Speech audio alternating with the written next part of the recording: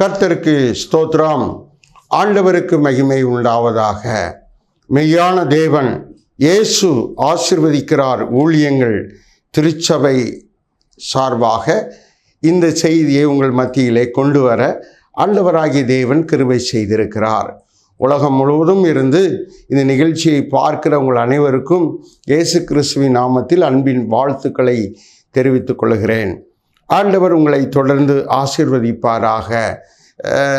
மகிமை நேரம் இந்த நிகழ்ச்சியை நீங்கள் தொடர்ந்து பார்த்து ஆண்டவருடைய சத்தியங்களை கேட்டு ஆசீர்வதிக்கப்பட நாங்கள் உங்கள் மேல் ஜெபத்தோடு இந்த செய்தியை வழங்கி கொண்டிருக்கிறோம். நீங்கள் தொடர்ந்து தவறாமல் கண்டு அதனை வேத வசனங்களை சத்தியங்களை கேட்டு ஆசீர்வதிக்கப்பட விரும்புகிறோம். கர்த்தர் உங்களை ஆசீர்வதிப்பாராக. ஆண்டவர் இன்றைக்கு பேசுகிற வசனத்தை நாம் கவனிக்கலாம், தியானிக்கலாம். ஏசாயா 11ஆம் அதிகாரம் 2ஆம் வசனத்திலே ஆலோசனை அருளும் ஆவியானவர் என்ற தலைப்பில் இந்த மாதத்திலே தேவன் அநேக சத்தியங்களை 10 பகுதிகளை தேவன் போதித்து வருகிறார்.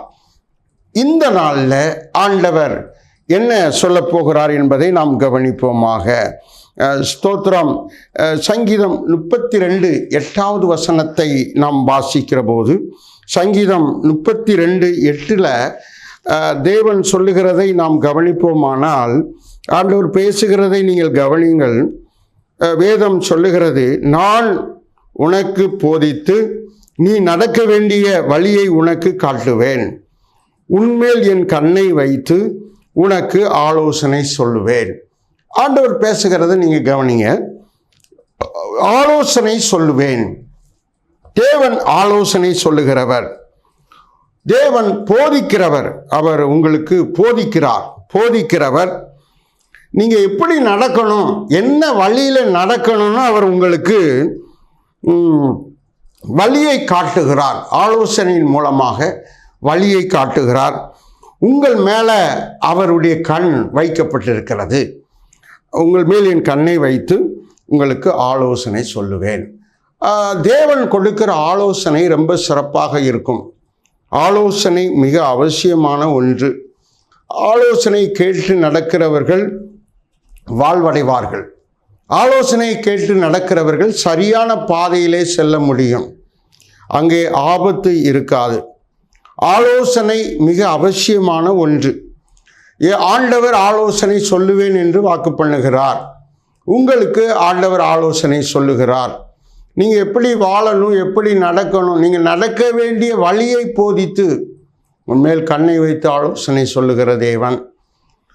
பெற்றோர் பிள்ளைகளுக்கு அறிவுரைகள் ஆலோசனைகள் சொல்வது போல உலகம் முழுவதும் மாம்சமான யாவருக்கும் தேவனாகிய கர்த்தர் நல்ல ஆலோசனையை கொடுத்து வழி நடத்துகிற போதிக்கிற மகிமையின் அன்பின் தேவனாக இருக்கிறார். வேதத்தில் ஆண்டவரை குறித்து தெளிவாக எழுதப்பட்டிருக்கிறது. ஏசாயா 9:6 அவர் ஆலோசனை கர்த்தர், அவர் ஆலோசனையில் ஆச்சரியமானவர் என்று சொல்லி எழுதப்பட்டிருக்கிறது. 9:6 சொல்லப்பட்டிருக்கு, கர்த்தர் சர்வலோக தேவன் கர்த்தர், ஆனால் அவர் ஆலோசனை கர்த்தர், ஆலோசனை கொடுக்கிற கர்த்தர், நல்ல வழிகளை காண்பிக்கிற கர்த்தர், ஆலோசனை சொல்லி போதிக்கிற கர்த்தர்.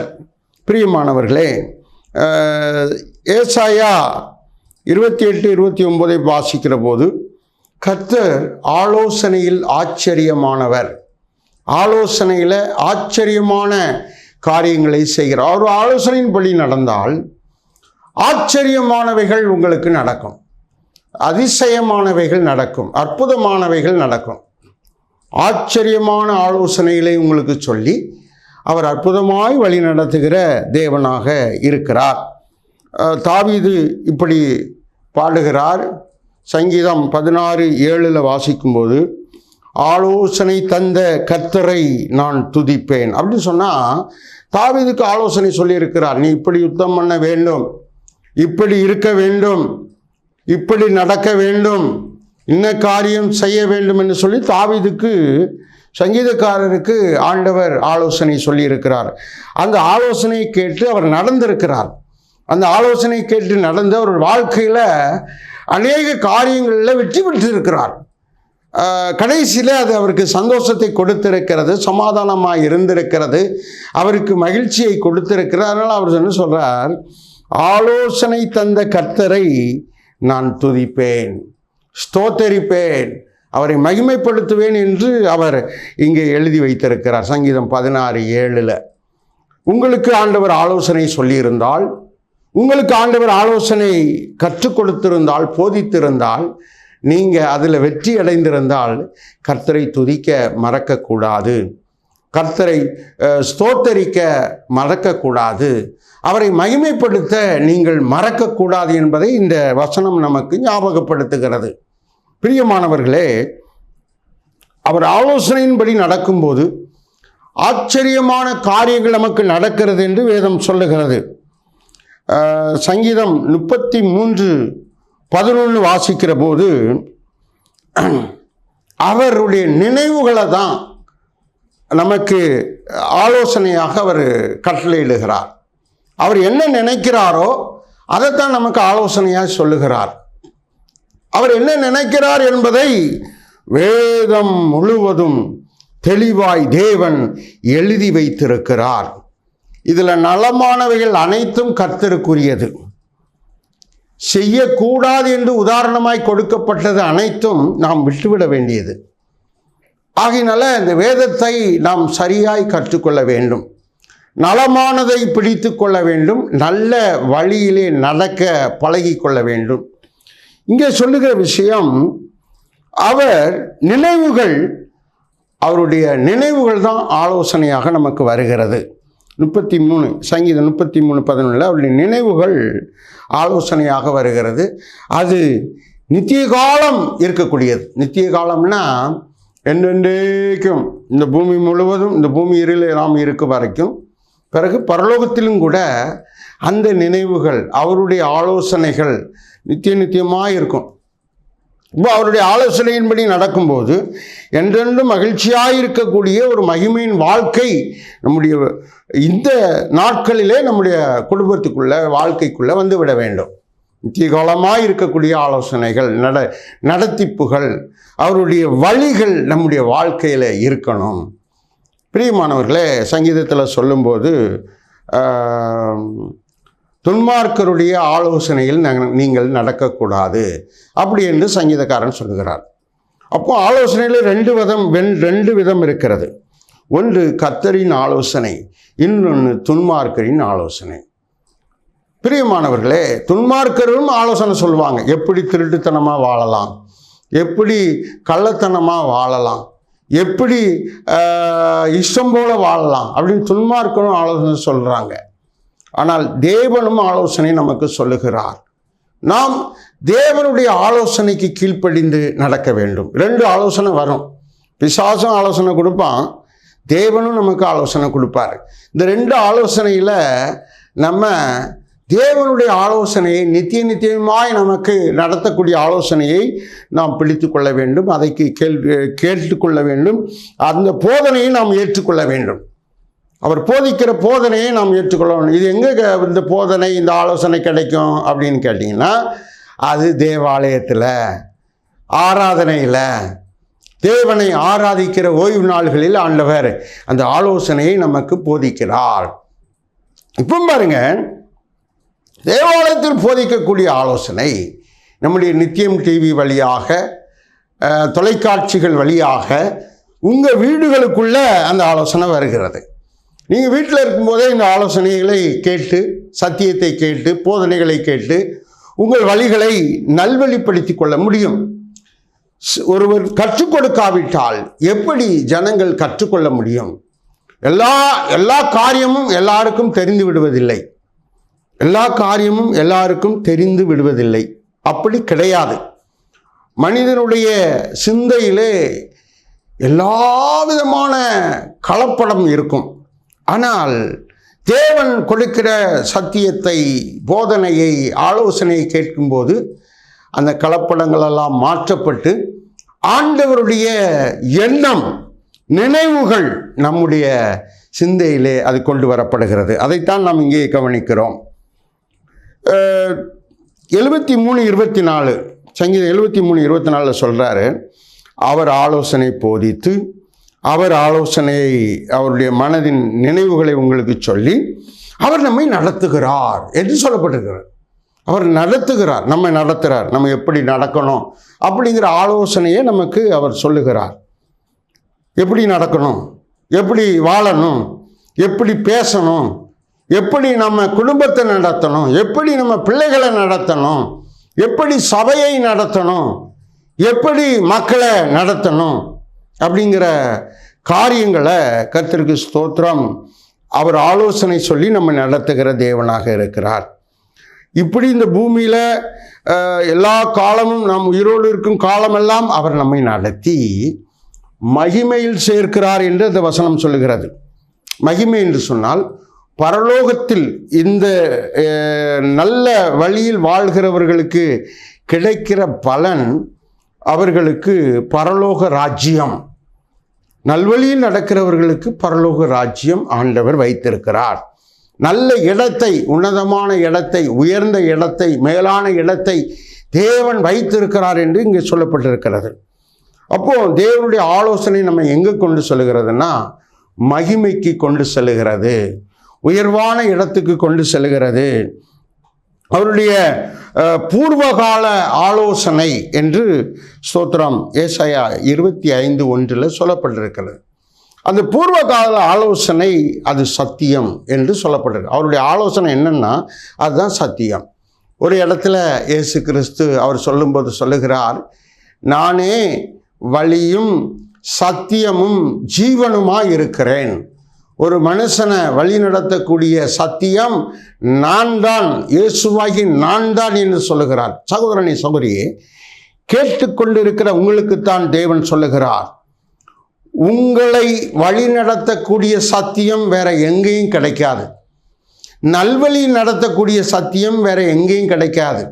போதிப்பாங்க, போதிக்கிறவர்கள், ஆலோசனை சொல்லுகிறவர்கள் நிறைய இருக்கிறார்கள். அதான் துன்மார்க்கரின் ஆலோசனையில் நடக்கக்கூடாது என்று தேவன் சொல்லுகிறார். துன்மார்க்கருடைய ஆலோசனை என்ன என்பதை நீங்கள் அடையாளம் காண வேண்டும். எல்லாம் நல்லது போல தெரியும், எல்லாம் நல்ல காரியங்கள் போல நமக்கு தெரியும். ஆனால் நாம் சிந்தித்து அதை வேதத்தின்படி இருக்கிறதா என்று ஆராய்ந்து நாம் அதை தேர்ந்தெடுக்க வேண்டும். அதற்கு தான் நம்ம சத்தியம் கேட்கணும், வசனம் கேட்கணும். இந்த வேத வசனம் கண்ணாடி என்று சொல்லப்பட்டிருக்கிறது. கண்ணாடியிலே நம்முடைய முகத்தை பார்க்கும்போது நம்முடைய முக சாயல் எப்படி இருக்கிறது என்று நமக்கு தெரியும். ஆனால் இந்த வேதத்தை படிக்கிற போது நம்முடைய வாழ்க்கை எப்படி இருக்கிறது என்று சொல்லி நமக்கு தெரியும். வேதத்தின்படி நம்மை வாழ ஆண்டவர் ஆலோசனை சொல்லுகிறவராக இருக்கிறார். சங்கீதம் 32:8 சொல்லுகிறார், நான் போதித்து உனக்கு ஆலோசனை சொல்லுவேன். இந்த ஆலோசனையை நீங்கள் கேட்கணும். ஆலோசனை எங்கே கேட்கணுங்கிறத நான் சொல்லிட்டேன். ஆலயத்தில் தேவனுடைய ஆலோசனையை கேட்கணும். தேவனுடைய ஊழியக்காரர்கள் வழியாக தேவன் தம்முடைய ஆலோசனை உங்களுக்கு வெளிப்படுத்துவார் என்று நாம் பார்க்கிறோம். சங்கீதம் 107:10 வாசிக்கிற போது அங்கே சொல்லுகிறார், உன்னதமானவருடைய ஆலோசனை நம்ம அதை என்ன செய்யக்கூடாது, அதை புறக்கணிக்கக்கூடாது. உன்னதமானவருடைய ஆலோசனை, உன்னதமான ஆலோசனை நமக்கு கொடுப்பார்.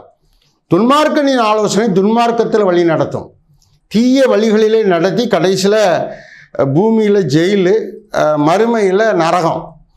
ஆனால் வேதத்தின்படி நம்ம ஆலோசனை கேட்டால் இந்த பூமியில் இளைப்பாறுதலின் ஸ்தலமாகிய தேவாலயம் மகிழ்ச்சியை கொடுக்கும். அது நிமித்தம் நமக்கு ஆசீர்வாதம் கிடைக்கும். அதோடு கூட மறுமையிலே மகிமையிலே கொண்டு போவார் என்று சொல்லி நம்ம இங்கே பார்க்கிறோம். சங்கீதம் 119:24 வாசிக்கிற போது அவருடைய சாட்சிகளை கேட்டு பாருங்கள், அதுதான் நமக்கு ஆலோசனையாக நமக்கு வெளிப்படும். அவருடைய சாட்சியை கேளுங்க. அவரால் ஆசீர்வதிக்கப்பட்டவர்கள், மாற்றப்பட்டவர்கள், உயர்த்தப்பட்டவர்கள், குணமாக்கப்பட்டவர்கள், இந்த சாட்சியெல்லாம் கேளுங்க. அதிலிருந்து தேவ ஆலோசனை உங்களுக்கு வெளிப்படும். அந்த ஆலோசனையை நீங்கள் நம்ம கேட்டு அதை நம்ம குடும்பத்தில் மற்றவர்களுக்கு அதை சொல்லி வழி நடத்தும் போது விசுவாசம் பெருகும். நமக்குள்ளே ஒரு ஆவிக்குரிய வளர்ச்சி, பரிசுத்த மேன்மை நமக்குள்ளே உண்டாகும் என்று சொல்லி வேதத்தில் பார்க்கிறோம். ஆகையினால இந்த நாட்களில் தேவன் கொடுக்கிற இந்த ஆலோசனைகள் அனைத்தும் அருமையானவைகள், சிறப்பானவைகள். இது நம்மை வாழ வைக்கிறதாக இருக்கிறது. கடைசியாக ஒரே ஒரு வசனத்தை நான் உங்களுக்கு சொல்லி முடிக்க விரும்புகிறேன். நீதிமொழிகள் 24:6 வாசிக்கிற போது அங்கே சொல்லுகிறார், ஆலோசனை கேட்டு பெற்றுக்கொண்டவர்கள், ஆலோசனையை பெற்றுக்கொண்டவர்களுக்கு ஜெயம் கிடைக்கும், ஜெயம் கிடைக்கும். ஒருவருக்கு தோல்வி வேணுமா ஜெயம் வேணுமான்னு கேட்டால் ஜெயம்தான் வேணும்னு கேட்பார், வெற்றி தான் வேணும்னு கேட்பார், முன்னேற்றம் தான் வேணும்னு கேட்பார். அதுபோல் இந்த பூமியில் உங்களுக்கு நஷ்டம் என்று ஒன்று இருக்கிறது, வருமானம் என்று ஒன்று இருக்கிறது. நஷ்டம் நம்ம விட்டு விடணும், வருமானத்தை நாம் பார்க்க வேண்டும். அதுபோல் இந்த விஷயத்தில் தோல்வியை விட்டுவிட வேண்டும், ஜெயத்தை நாம் பெற்றுக்கொள்ள வேண்டும். ஜெயம் பெற வேண்டும் என்று சொன்னால் தேவ ஆலோசனையில் நீங்கள் நடக்கணும். ஆண்டவர் சொல்கிறார், நான் உனக்கு ஆலோசனை சொல்லுவேன், இந்த ஆலோசனை நீங்கள் கேட்டு நடங்க, உங்களுக்கு ஜெயம் கிடைக்கும். எல்லா விஷயத்திலும் ஆண்டவர் ஜெயம் தருவார். ஜெபிக்கலாம். பரலோக பிதாவே, உமக்கு ஸ்தோத்திரம். ஆலோசனை சொல்லுவேன் என்று சொன்னீரே, உம்முடைய ஜனத்துக்கு நீர் ஆலோசனை சொல்லி வழிநடத்தும்.